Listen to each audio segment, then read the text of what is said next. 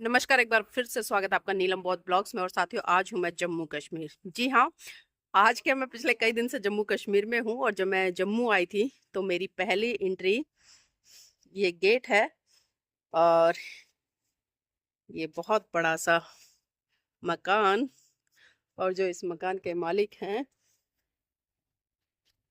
वो उधर अपनी खेती में बिजी हैं। आदरणीय बनारसी दास जी, रिटायर्ड प्रिंसिपल। तो फर्स्ट डे जब हम आए थे तो इन्हीं के घर आए थे, क्योंकि जम्मू कश्मीर में लगातार कई कैडर धूमपत संघ के माध्यम से हमारे लगे हुए थे, कई मीटिंग हुई है। और इसी कड़ी में उस दिन हम रात को यहाँ पर पहुंचे इनके घर में, जो कि हीरा नगर है। वहीं पर हम आए और फिर रात को हमने यहाँ पर स्टे किया। अच्छा अच्छा खाना खाया, अच्छा अच्छा प्यार इनका मिला, आशीर्वाद मिला। और फिर सुबह रेडी होकर हम आगे निकल गए। आगे हम जम्मू पहुंचे। यहाँ से लगभग लगभग 60 किलोमीटर आगे है जहाँ हमारा कार्यक्रम था। फिर उसके बाद में जम्मू प्रेस क्लब है, वहाँ पर भी एक कार्यक्रम था, वहाँ पर भी हम लोग गए, अपनी बात रखने का मौका मिला।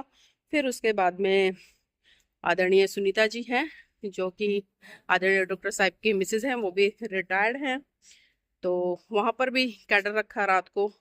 और कई कैडर इस तरह से लगातार रहे धम्पत संघ के, क्योंकि आज जिस तरह से देश में जो सिनेरियो बना हुआ है उसको लेकर बहुत सारे विचार मन में उत्पन्न हो रहे हैं कि आज लोग आपस में लड़ रहे हैं, झगड़ रहे हैं, जाति के आधार पर एक दूसरे को नीचा दिखा रहे हैं। लेकिन जो भगवान बुद्ध का धम्म है वो कहता है कि हमें करुणा मैत्री भाईचारे के साथ में साथ रहना चाहिए, मिलजुल कर आगे बढ़ना चाहिए। तो उन्हीं के जो सिद्धांत है, जो भगवान बुद्ध की टीचिंग है, उनको हम जन जन तक लोगों को देने का काम कर रहे हैं, पहुंचाने का काम कर रहे हैं, ताकि लोग जो एक वमनस्य का मन में विचार है वो बाहर निकल जाए और शांति करुणा मैत्री के साथ में मिलजुल कर रहे। और मैं थोड़ा सा दिखा देती हूँ सर क्या क्या करते हैं यहाँ पर रिटायरमेंट के बाद में, और किस तरह से मतलब एक बहुत अच्छा जीवन जी रहे हैं। और वाम सेव के बहुत ही पुराने कार्यकर्ता रहते हैं, और एक तरह से बीएसपी का गढ़ भी है जम्मू। और यहाँ से बताते हैं कि जम्मू से 4 विधायक भी रहे, बहुत सारे काउंसलर भी रहे, एक समय ऐसा था। लेकिन धीरे धीरे जो चीजें घटी, जिस तरह से आपने देखा, तो ग्राफ नीचे है। और ये पूरा का पूरा जो हीरा नगर है ये बीएसपी का गढ़ हुआ करता था, लेकिन अब इसमें बहुत ज्यादा तब्दीली आ चुकी है। लेकिन आज भी बनारसी दास जैसे लोग कहीं ना कहीं उस मिशन मूवमेंट को समझते और लगे हुए हैं।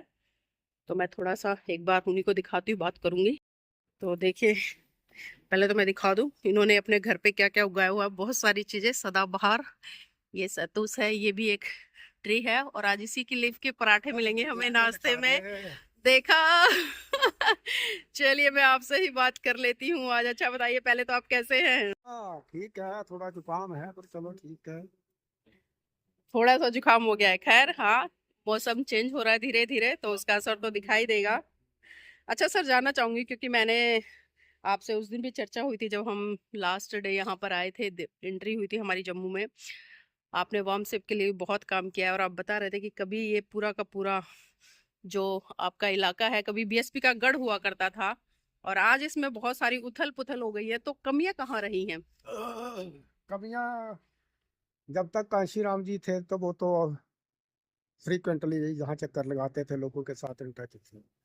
उसके बाद मायावती ने तो कभी आज तक जहाँ चक्कर एक भी नहीं लगाया, 20-22 साल हो गए। तो लोग थोड़ा थोड़ा डिस्करेज होते गए। फिर जो कोऑर्डिनेटर आते हैं वो भी कई किस्म के, जब वो पार्टियों में जहाँ पर टिकटें वगैरह होती दूसरे लोगों को दे दी, ऐसा भी चला सुनने में आया। मैं तो बाहर था, नौकरी में था। तो इस तरह से लोग जो है वो टूटते गए। तो अलग अलग किस्म के जहाँ प्रेसिडेंट बने वो कभी नाराज हो गए, पार्टी छोड़ गए, फिर दूसरा बना, तीसरा बना। तो ज़्यादा लोग जो थे वो पार्टी से कट ऑफ होते गए, फिर परफॉर्मेंस भी नहीं आई। उसके बाद 96 में शायद 4 सीटें निकाली थी, फिर 2002 में कौन से साल में एक निकली। उसके बाद आस्ता आस्ता डाउनफॉल होता गया। और सेंटर से जो कोऑर्डिनेटर आए वो भी सिर्फ ऑफिस तक ही महदूद रहे। उन्होंने कोई खुल के चक्कर वगैरह के लोगों के साथ कंटेक्ट नहीं किया।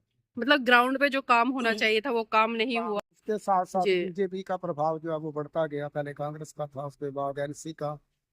और बीजेपी का प्रभाव जब वो आस्ता आस्ता वहाँ देखे ना आप, उनसे छोटे से लेके मोदी तक जब वो हर महीने यहाँ राउंड लेते रहे जब 12-13 साल, उसका ज्यादा यह है कि हमारे लोगों के डिफरेंट उन्होंने मोर्चे बना दिए, है ना, अलग अलग एससी मोर्चा, ओबीसी मोर्चा, कई किस्म के मोर्चे बना के उन्होंने लोगों को खरीदना ही समझो या ब्लैकमेल करके वजह से भी अपने साथ लगाया। सर हमारे लोग भी यहाँ पर क्या स्थिति है, आर्थिक रूप से, सामाजिक रूप से किस तरह से हमारे आर्थिक लोग रूप हैं? से तो साउंड है, खास करके हमारी कम्युनिटी जो चमार है, रविदासिया है, वो तो काफी साउंड है। उसके पास एजुकेशन है, दिमाग है, सारा कुछ है, लेकिन थोड़ा वो भी पीछे हट गया परफॉर्मेंस को देख के कि भाई ऊपर से कोई जहाँ लोग आते नहीं। और जो मुझे लगता है तो JNK में जो थोड़े बहुत 70-80 हज़ार का 1 लाख तक वोट होता है, तो जो मुझे महसूस होता है वो इसलिए कि भाई वोटों की गिनती चाहिए, बाकी यूपी तक ही मायावती महदूद है कि सरकार बनेगी तो जहाँ बनेगी, और बाकी 4-5-7 स्टेटों में थोड़ा लाख लाख 2-2 लाख होगा तो पार्टी जो है उसको नेशनल लेवल का दर्जा मिलेगा रहेगा।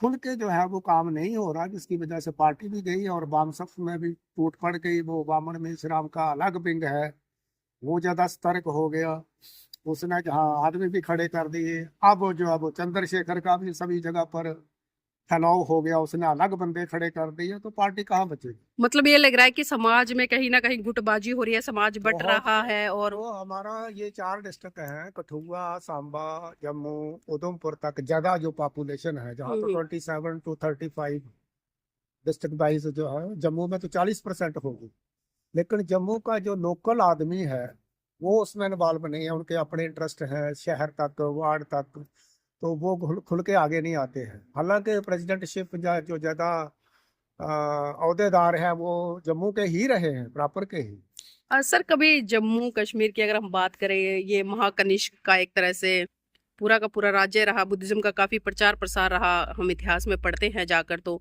लेकिन आज बुद्धिज्म की क्या स्थिति है जम्मू कश्मीर में? बुद्धिज्म में एक दो जहाँ पर बुद्ध विहार आपने देखा होगा, जम्मू में देखेंगे एक और आगे है, तो वही पढ़े लिखे लोग जो है वो थोड़ा बहुत उस पर डिस्कशन करते हैं, आम आदमी को नहीं है। जहाँ ज्यादातर गुरु रविदास कबीर पंथी, कबीर जी के, गुरु रविदास जी के मंदिर आपको मिलेंगे, उनके नाम पर संत सम्मेलन मिलेंगे बहुत सारे, लेकिन बुद्ध के लिए कोई इतना प्रचार प्रसार भी नहीं रहा, और जो थोड़ा बहुत है वो जम्मू तक ही हुई है। आते हैं लोग, जैसे आप आगे या बीच बीच में वो हमारे ही ब्रदर हैं, कजन ब्रदर हैं, तो थोड़ी बात चलती है। लेकिन जहाँ तक बात है पुरानी हिस्ट्री, वो तो पढ़ा हमने कि कनिष्का के टाइम पर कश्मीर में भी बौद्ध जो है वो सम्मेलन हुआ करता था। ये भी मतलब बौद्ध ही, अफगानिस्तान इसके साथ ही लगता था, जी जी। तो पाकिस्तान वहाँ बहुत सारी मूर्तियां जब उठाई गई हैं, और काफी उसका था। यहाँ हमारे लोकल अखनूर में है, उधमपुर में, ऊपर चले जाओ पहाड़ों में चले जाओ तो आप भी कुछ ना कुछ अवशेष उनके मिलते हैं, लेकिन उसके बारे में कुछ ज्यादा काम नहीं हुआ, लोगों तक बात ये नहीं पहुंची कि भाई बुद्ध जो है वो इतना उसका फैलाव था। ये तो हजारों साल पहले की बात है ना, अब तो आस्ता आस्ता आस्ता वो मूवमेंट जो है वो खत्म हो गई। जी तो तो बाबा देखिए, साहब का जो है वो काफी प्रचार प्रसार यहाँ पर उनको लेके, काशी राम साहब को लेके, और बाब सब पहले बड़ी सतर्क थी, काफी लोग आगे आए, लेकिन आस्ता आस्ता वो वामन मेश्राम और चंद्रशेखर के आने से ये लोग सारे डिवाइड हो गए। तो देखिए बेसिकली जो प्रॉब्लम है समाज में वो बिखराव की यही है कि टुकड़ों टुकड़ों में समाज बटा हुआ है, और टुकड़ों टुकड़ों में बटकर कहीं ना कहीं जो अपनी शक्ति है उसको कम कर रहा है। और कम करने का जो कारण है, आप देखते हैं कि कुछ ऐसी पार्टियां जिन्होंने लगातार संस्कृति के आधार पर काफी लंबे समय तक काम किया और फिर उसके बाद में वो सत्ता में काबिज हुई, और हम देखते हैं कि 2014 से लेकर आज तक पूरा का पूरा एक तरह से केंद्र की सत्ता पर पूर्ण बहुमत के साथ में स्थापित है। तो साथियों, ये बनता है कि जब तक हम अपनी धार्मिक और राजनीतिक जड़ें मजबूत नहीं करेंगे, मुझे लगता है तब तक कोई भी समाधान निकलने वाला नहीं है। क्योंकि सत्ता आती है, जाती है, चली जाती है, लेकिन जो व्यवस्था परिवर्तन है, जब तक हम व्यवस्था परिवर्तन पर काम नहीं करेंगे, मुझे लगता है कि समस्या का समाधान नहीं हो पाएगा। और आज जिस तरह से हमने बनारसी दास जी से बात की है, उन्होंने भी यहाँ का जो सामाजिक, आर्थिक और धार्मिक स्थिति और राजनीतिक स्थिति पे भी चर्चा की है कि साहब मान्यवर कांशीराम जी आए तो उन्होंने बहुत अच्छे तरीके से यहाँ पर काम किया, कैडर रहे, और 4-4 विधायक भी यहाँ पर लोगों को मिले हैं, काउंसलर भी मिले हैं।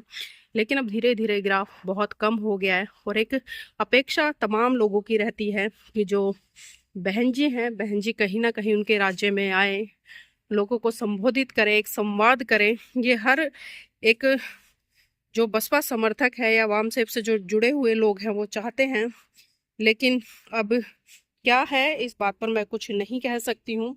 लेकिन फिर भी मैं यही संदेश जरूर देना चाहूँगी कि जो आम वोटर हैं या कार्यकर्ता हैं या पदाधिकारी हैं, वो चाहते हैं कि बहन जी कम से कम 1-2 साल में किसी ना किसी राज्य में जरूर जाएं और लोगों से संवाद करें। तो जो एक मनोबल है वो मनोबल बढ़ेगा और लोगों में नई ऊर्जा का संचार होगा, और जिसका जीता जागता उदाहरण अभी हमने 9 अक्टूबर को लखनऊ में भी देखा। तो साथियों, मैं चाहूँगी आप इस वीडियो को लाइक करें, शेयर करें और अपनी प्रतिक्रिया जरूर दीजिएगा कि जो मैंने चर्चा की है आप उससे कितना सहमत हैं।